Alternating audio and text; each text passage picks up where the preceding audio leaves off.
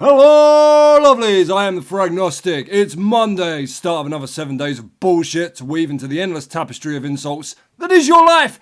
But take that handgun out of your gob for just a moment. A, because we both know you don't have the balls to pull the trigger. And B, it's time for another Retro Rumble. And why in God's name would you go and kill yourself before you've clicked on the ads and donated your entire estate to my Patreon account? What's that? You done both of those things already? Well, rest in peace, my friend.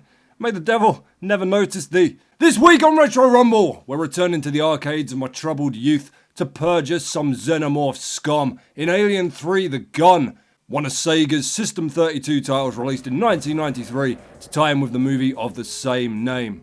The plot's flying at us. When we raced to rescue the spaceship Sulaco after receiving the urgent message, we found an army of unknown creatures, the aliens.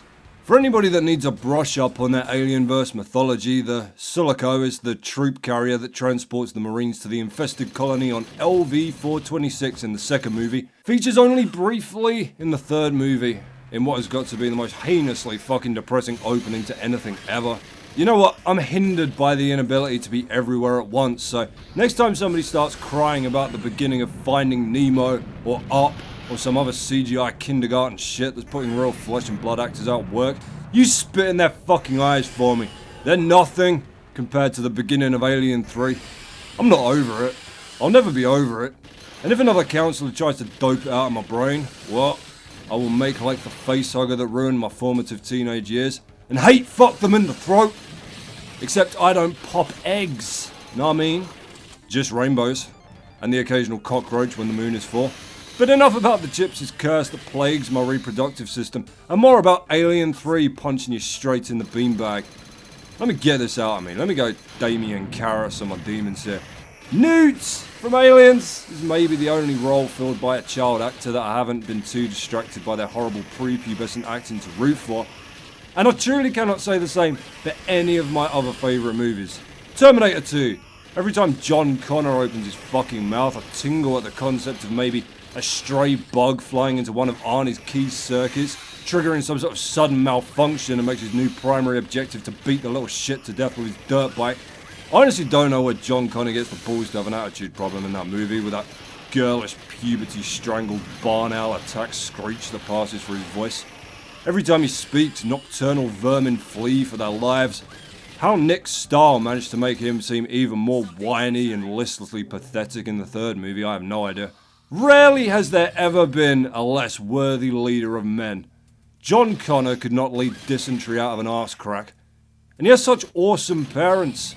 There's literally nothing to be said for genetic engineering if a human being as wholeheartedly pathetic as John Connor can crawl out of the ballsack of Kyle Reese into the ovaries of Sarah Connor and still turn out to be the pitiful dipshit that he is. The most balls he's ever shown is when he was Christian Bale and yelled at a lighting technician that couldn't punch him in the mouth because he had a family to feed. In fact, I say he had great breeding, but who the fuck knows anymore. The last comic book I read had him as Kyle Reese's foster father and his own sister's uncle. With a family tree like that, John Connor shouldn't be out shooting robots. He should be on a farm somewhere, counting his IQ on one hand and fingering his cousin with the other. But this isn't about John Connor, god damn it, this is about Newt. Poor, sweet Newt that endured and survived such horrors in her time on LV-426, escaping the malevolent clutches of the alien queen with her new dysfunctional family aboard the Sulaco. She had another chance! A life free from being hunted by enormous, acid-blooded cockroaches that would never teach her to skip rope, or ride her first bike, just how to be webbed to a wall and give up her dreams and eventually her chest cavity to a grotesque xenomorph penis baby. We crash landed on a planet in the EEV, but it was too late. That planet had already been turned into a nest of aliens. Did anybody proofread this shit before it went out? How can you be too late to accidentally fucking crash into something? Oh, who cares? Oh, Newt, golden-haired babe in the bug's nest, why did they take you away from us? Please, God, give her back. Take Tim from Jurassic Park instead. Can't you please take 11-year-old Tim Murphy, God? You nearly had him. You killed him on the electric fence, but then you made Sam Neill kiss him back to life while his sister watched like the climax to some sort of deeply unpleasant fairy tale. Why does Tim get to come back? What is he, Jesus Christ? Why do you profane your son's resurrection with the gutter blood of Tim Murphy, oh Lord? Are you so cold to the struggles of my faith? God? Hello? God! For fuck, he's never fucking there. He only ever turns up when he wants something. Fragnostic, a great evil rises beyond the sloughs of Milton Keynes. Take up thy arms and steed, my child. Drive this devilry from my lands. Yeah, alright. Listen, God, when are you in the office next? You're not paid me for 5.5 months now. I shall be in on Thursday afternoon. Right. Do you promise? Because I am the father of all creation, my son. No vow could be more sacred. Alright then, God. Alright, fair enough. And then Thursday rolls around, and you phone him, and you get Linda! Fucking Linda! Hello, Heaven. Linda, where's God? He's on holiday. Do you want to leave a message? No, oh, what's the point? I'll pay my own fucking petrol again, shall I? Why not? If you want to claim for fuel, you gotta keep your receipts, fraggers. Well, I'm battling evil in the burning pits of hell, Linda. Shockingly, they burnt into illegible husks of charred shit. Then Cupid's here. Do you want to talk to Cupid? Why would I want to talk to fucking Cupid, Linda? He's not even a real angel. I keep telling you this. He's a Roman reinterpretation of a Greek god that St. Peter keeps letting in to use the toilets. But he's got wings. So does sanitary towels and long-range bombers and the devil! Are you gonna let the dark prince of the fucking north in too, you cack-headed bitch? And the irony is, he is an angel, so... Oh, fuck it. God help me, if he's in. Which he's not. Thanks for dick all, Linda. You better have a good hiding place when the rapture comes, because the first place I'm heading is reception with 2 big fistfuls of my own death shit for anything sitting behind it. Company lunch, Linda. Keep the fucking receipt! Wow, we're over 6 minutes in and I haven't told you a single thing about this game. Nor will I. Did you know that Newt dies at the start of Alien 3? Newt from Aliens dies! In fact, that's not true, she's already dead. She died between movies. What kind of disrespectful, cold-hearted shit is that to pull? I ask you. You might think that if you're gonna kill her, like if she's destined for the chop anyway, would you really want to see a 6-year-old girl torn apart by xenomorphs on screen? I mean, that was really the entire carrot on the stick for the entirety of Aliens, wasn't it? But still, wouldn't it be more merciful and tasteful to just have her die away from the cameras? And you know, grief and shock aside, you'd be right. That would be the more discreet and respectful path to take. I have to admit, you'd be right. Or at least you would be if Alien 3 didn't then force you to watch her mortifying fucking autopsy. What are you doing? What primordial evil hath wiped its arse with your soul? And let me tell you, as unpleasant as that autopsy is to watch, it was originally meant to be a blood-soaked fucking freak show. Greg Canham, amazing effects and makeup designer who has worked on just anything worth anything in the business. The Howling, Michael Jackson's Thriller video, The Mask, Coppola's Dracula, The Curious Case of Benjamin Button. He did the effects for the scene, and even he, with the things he has done, the abominations he has brought to life, was disgusted with it. Greg Canham worked on Nightmare on Elm Street 3, Dream Warriors. Worked on a scene in that movie where a child is thrown off a roof by his own veins. Says the autopsy of Newt was too much. What more do you need? And I mean, maybe the worst thing about Newt's death was that it didn't set a precedent, because, okay, the one child acted role that I've ever actually empathized with has been savagely murdered before having her corpse fucking mutilated in front of me for good measure. Alright, I accept that.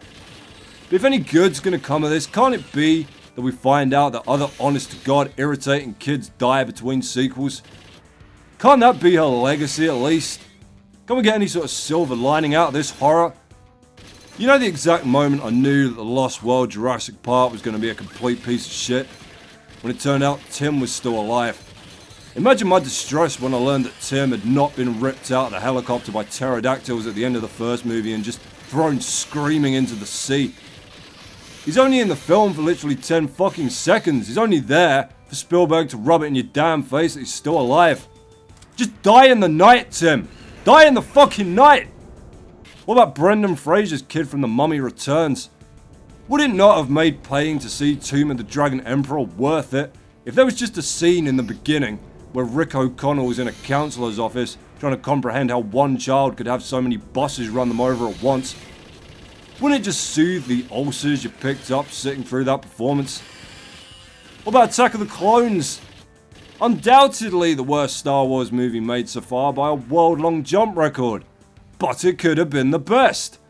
Master Yoda, have you seen Anakin? Died he did. Eaten by Wookiees. Who cares if it's Darth Vader? Make him someone else. Make him Jar Jar fucking Binks for all I care. Only 2 people ever directly confirmed that Darth Vader is Anakin Skywalker in the original trilogy, and they're both in Return of the Jedi. Yoda, he doesn't know shit, like he refused to believe Darth Maul was a Sith at first, you know, because everything about that guy screams spice smuggler. And Obi-Wan, who was a ghost. You gonna believe what a fucking ghost is telling you? They don't even know they're dead. Come on. Honor Newt's memory. Indiana Jones and the Last Crusade was a great movie, but weren't you sad nobody even hinted at the possibility that an elephant fell on short round? Didn't you just... Alright, this has gone on far enough now. Let's take a break from hating children to chat about this marvellous, marvellous arcade shooter. You want to turn off that infrared before you go through that door, son? It's gonna blind you. My fucking eyes. I love how the xenomorphs run at you without their arms. Just to scratch that, lad. Just to fucking scratch that, you puff. I love shooting their kibble off the floor too. Get out of it. Go away. But Jesus! Here's our next boss. Surprise, surprise. It's an alien. Nothing else to its name there. Not Big Alien, or Super Alien, or Sergeant 2 Gobs. It's just an alien, and it's sick of your shit. Aim for the balls! Don't do no extra damage, but why wouldn't you shoot a xenomorph in the dick? I know we're living in terrible times here, but if you can't enjoy forcibly castrating some wretched animal with a rapid-fire space cannon, well, you're no better than the monkeys, man. I do save up all my bombs for that exact moment there, and that is simply because there is no other way to leave that attack loop without getting hit. You just can't do enough damage quick enough with your gun alone. I've tried and tried endlessly without merit. Can't do it. I mean, I barely did it with 4 fucking bombs there.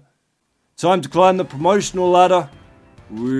Chief Warrant Officer! Get in. We reached a prison to get some help, but the place was fated to be turned into a hell after only a few hours. So yeah, we're at the prison from the movie now. Firearena Fury 161. The game kind of follows the settings and locations from Alien 3 rather than any of the actual plot, like you're just sort of hanging around the set shooting your own movie in secret at night while David Fincher's not looking. What are you doing with those props? Nothing, Mr. Fincher, sir. We got us a branch and path to choose from just inside this elevator here. Open! Chief Warrant Officer Fraggers commands you. You can choose basement 1 or basement 2. We'll take basement 1 because it's got some sweet chest burstery body horror to salivate over. Although basement 2 is kind of amazing. It's a cafeteria hall swarming with attack robots, like you just burst in on Skynet's company Christmas dinner. Basement 1's a lot harder as well, and as I'm sure you're aware by now if you've been watching the channel even mere weeks, I do like to show off. Similarly, if you're wondering why every minor hit I take seems to send my health meter spiraling down like I've jumped in front of a train, it's because I've done what I usually do when I'm playing arcade rail shooters on the PC, and I've switched the machine settings over to the absolute hardest difficulty. I feel like it's a fair trade-off for using a mouse to aim, which is obviously going to be a fair bit easier and more accurate than having to do it with a light gun in the arcade. Even though I do have a PC light gun sitting around somewhere that I can never seem to find the energy to calibrate. I remember one of the first things I truly marvelled at with playing games on emulators was when I first got hold of MAME, which is what I'm running this on right now. And you started whatever it is you were playing up, and you got to see the loading screen and the checksums and the like, just shit you never saw in the arcades because their machines were already switched on by the time you got there. But what really got me was the variable machine settings that only the arcade owner would get to fuck with. The settings that controlled how much health you'd lose, how many lives you started with, how much time you got to complete the stage. And I guess, really, you know, they were no different from the option screens we were used to on console games at the time, except for the fact that you couldn't get at them. I mean, the potential was in these machines to have this wonderful, benevolent arcade wonderland where every game was set to free play, and you started House of the Dead with 5 lives, it took 1,000,000 hits to kill you. Or it could go completely the other way, and the settings would be maxed out so that you paid £1 to take 2 steps in final fight, and get last night's dinner kicked out of your ass by the first goon that you saw. Like, there's an option on the dip switches of the arcade version of Ghosts and Goblins to let you start with 7 lives. But there's also an option to turn continues off completely. I mean, what sick fuck would ever dream of... Do you hate children? Do you want them out your damn arcade? Well, Capcom has a setting for that. There goes Super Dog Burster, one of the less beloved members of the Avengers. Got him by winning a competition on the back of Iron Man's official cereal, Starkos. How much damage can one civilian do in one day? Tony had shrugged, signing off on the contest. Well, I don't know, Tony. How many dogs do you got? As we chased and followed the aliens through the tunnel, we were not aware of the other party which wanted the aliens for the purpose of developing biological weapons. Otherwise, we'd have stopped chasing them and gone to play squash or something instead. We didn't mean no bad, sir. We didn't know they were your weapons or nothing. What have you been feeding my biological doomsday weapon? Doritos? No, wait! This isn't my blood! It's other people's! God damn it. This is where the game gets kind of simultaneously much easier or much harder depending on what kind of shot you are. Now you've got these damn prisoners running around all over the place, and despite their terrible crimes, shooting one of them will actually lose you a bunch of health. Which really isn't difficult when you're trying to machine gun xenomorphs off of every fucking pixel of your screen, but on the plus side, if you can shepherd them out of the immediate area safely, they give you a health boost.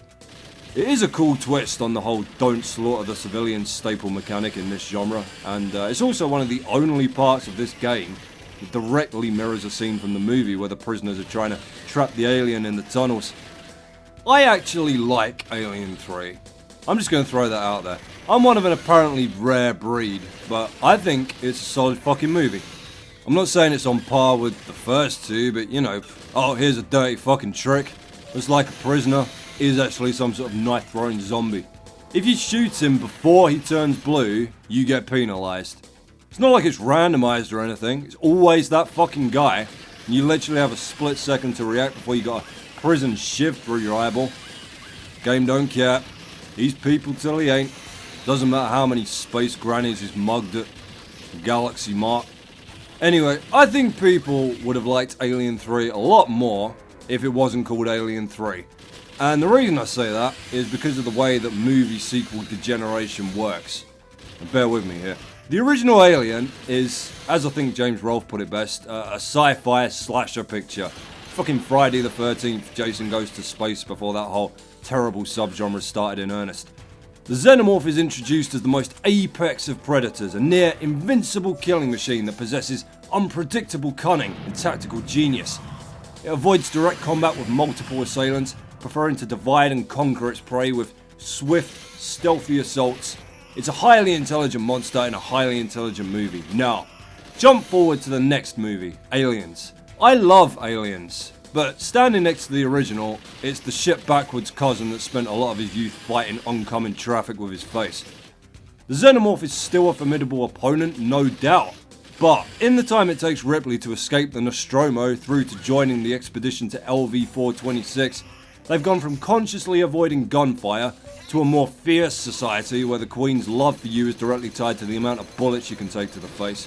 Now there's not just one alien, there's hundreds of the bastards and a giant queen and a bunch of shit-talking space marines, and it's action, action, action, shoot, shoot, shoot, wrestling deathmatch main event with a cargo lifting robot, good night America. And like I say, that's not a criticism per se, but it is incredibly typical of what audiences, critics and studios expect from a sequel to a movie like Alien. The same thing, but louder. So if I'd written the first Alien, gone out to the shed, stuck my head over a barrel of paint thinner for an hour and come out bleary-eyed with vomit down my top going, okay, fuck yeah, let's make a motherfucking Alien sequel, you son of a bitch! Aliens is undoubtedly what I would have come up with. This isn't the same alien we had a boss fight with before, by the way. I'm pretty sure this is supposed to be the actual alien from the movie. It's hard to fucking tell, quite honestly. The whole crux of the damn film is that the prisoners are trying to fight off one single xenomorph in a pacifist society without weapons. I mean, that's the only reason it survives anywhere near as long as it does. That is literally the entire point of Alien 3. But in this game, You have a weapon, and you're single-handedly slaughtering hundreds of aliens, robots, and a fully operational rocket-launching battle tank with it, so, fuck, you'll see what I'm talking about probably in a minute. Didn't kill any prisoners, ignored the voices in my head. Promote me! What do I get? What do I get? Brigadier General, you son of a bitch! 20 minutes in the Colonial Marines and I'm making enough money to retire at the end of the day. It seems that their boss is constantly changing its form, and then the curtain of the final struggle is raised. So, this is how they've spun it in the game. The alien from Alien 3 is the in-game boss of the rest of the aliens. God, that was a horrible sentence to fucking twist together there. Never mind alien boss, sounds like a piece of shit Dan Aykroyd vehicle from the mid-90s. But anyway, summing up my previous point, movie sequels very rarely get smarter. They get bigger, they get louder. But the painful truth of the matter is that after the fireworks show that was the second movie, nobody wanted to go in for 2 hours of slow burn sci-fi nihilism that Alien 3 turned out to be.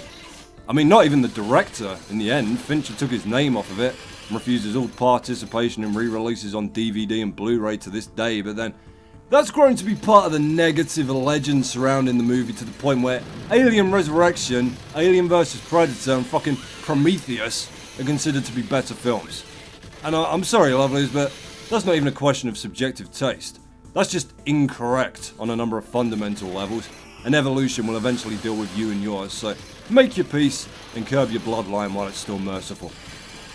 You gotta laugh, haven't you? This is carnage. Game designer must have been doing his fucking nut when the Sega head honcho gave him the call. We're gonna need an arcade rail shooter based on a movie where nobody has any guns and there's like one enemy. Proofs on my desk by the end of the day, please. I miss those times. I miss that age where everything had a video game adaptation, regardless of whether it had any business actually having a video game adaptation or not. Wayne's World. When the fuck were you ever gonna make a Wayne's World game about? The Hunt for Red October. That's a slow burn thriller set on a submarine about Alec Baldwin trying to defuse a conflict between the US and the Russians. You pop the game on, and you're torpedoing the screaming Jesus out of anything that swims within 10 miles of you. Fuck off, Alec Baldwin. I kill what I want. Alright, we're blowing 10 shades of burning shit out the alien again here. And this is, again, vaguely reminiscent of the Alien 3 movie where Ripley and the prison inmates attempt to wipe out the xenomorph by trapping it in the molten lead molding machine. There he goes. You might have noticed the gun power meter down the bottom of your screen that just stops you from outright holding the trigger down and having a nap as your shots get weaker and slower the longer you press it. As Sega actually introduced that mechanic in another movie arcade rail shooter, the Terminator 2 game. But in this one, the minute you release the trigger, your meter instantly pops back up to full, whereas General! I own the fucking army! We have finished the boss of the aliens, but then, that reads more like a straight internal design memo than anything else. Finished the boss of the aliens, going home, please remind Frank to wash his coffee cups up at the end of the day. Sick of looking at him. Kiss. It's not over! Where are you going? Sit your sweet ass back down, it's not dead yet. You gotta shoot the water tank above it to rapidly cool the metal, shatter it, and get this cutscene that's just like watching the movie. Fuck, it's like watching Alien 3 on a Sanyo 5300. And there you go. That's how you kill a metal alien. Then you know your science, boy. Didn't you see Fantastic Four? Tell me how it feels. I miss that time in my life. This is quite possibly the greatest conversation in any game ever. Where are the samples? The samples? The samples of aliens for our bioweapon. Sorry, we've just disposed of them. What? You know too much. I must kill all of you. It's beautiful, isn't it? Where's our secret bioweapon? What secret bioweapon? How did you know about our secret bioweapon? Prepared to be silenced with fire? Anyway, this is your final boss. Unidentified man.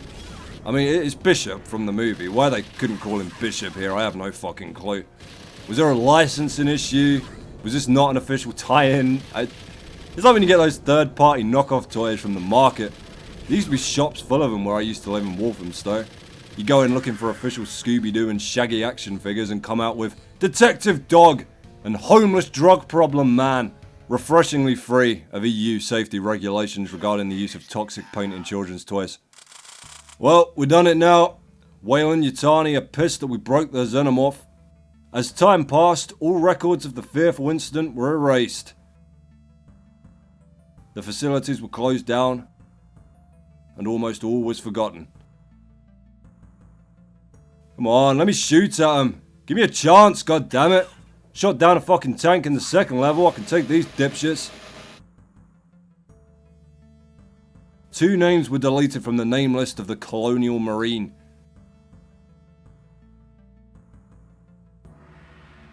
No one knows whether they are dead or alive. End of transmission.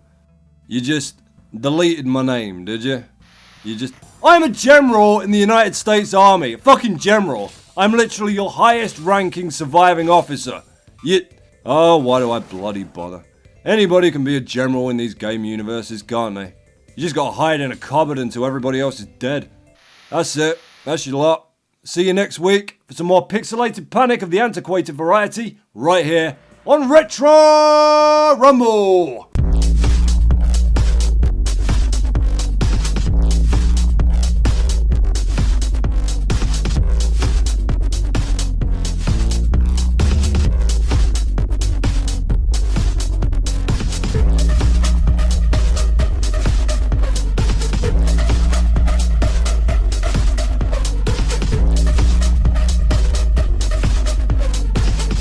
Prehistoric bitch, how we do things downtown.